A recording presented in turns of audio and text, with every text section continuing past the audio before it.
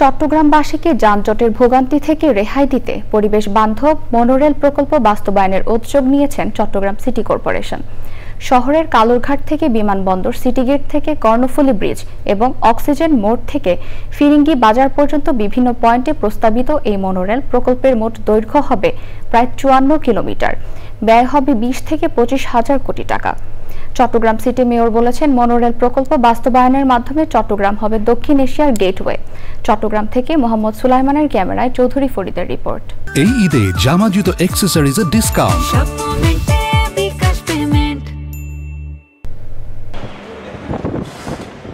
চট্টগ্রাম শহরকে যানজট মুক্ত একটি ব্যবসা, পরিবেশ ও পর্যটন বান্ধব নগরী হিসেবে গড়ে তুলতে মনোরেল প্রকল্প চালুর উদ্যোগ নেন চট্টগ্রাম সিটি মেয়র।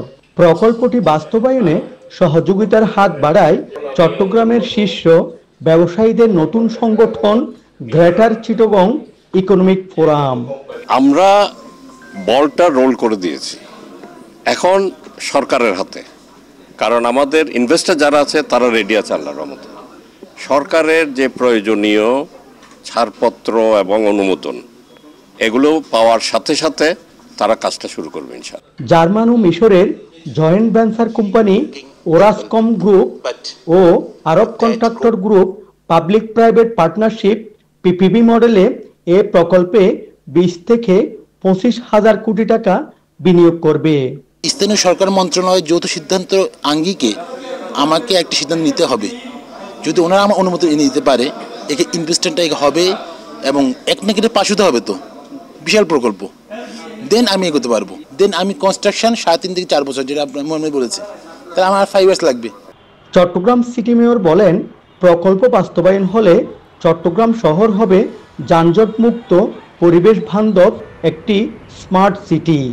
এতে প্রয়োজনীয় লজিস্টিক সাপোর্ট ও ভূমি বরাদ্দ দেবে চট্টগ্রাম সিটি কর্পোরেশন। আমরা শহরটাকে সুন্দর করতে চাই, শহরটাকে আরও বেশি মানুষের জন্য যাতে বাসযোগ্য সেটা আমরা করতে চাই। যেহেতু মনোরেলটা কমপ্লিটলি জিরো কার্বন ইমিশন, এই জিরো কার্বন ইমিশনের কারণে গিয়ে একটা ইকো ফ্রেন্ডলি একটি যানবাহনে পরিণত হবে এবং সেটার কারণে এটা খুব গ্রহণযোগ্য হবে বলে আমি মনে করি। অর্থায়নকারী প্রতিষ্ঠানের শীর্ষ কর্মকর্তা এবং চট্টগ্রামের ব্যবসায়ী ও সুশীল সমাজের উপস্থিতিতে চট্টগ্রাম সিটি কর্পোরেশনের সাথে একটি সমঝোতা চুক্তি সই হয়েছে। সরকারের অনুমোদন পেলে শিগগিরই ফিজিবিলিটি স্টাডি শুরু হবে। চৌধুরী ফরিদ, চ্যানেল আই, চট্টগ্রাম।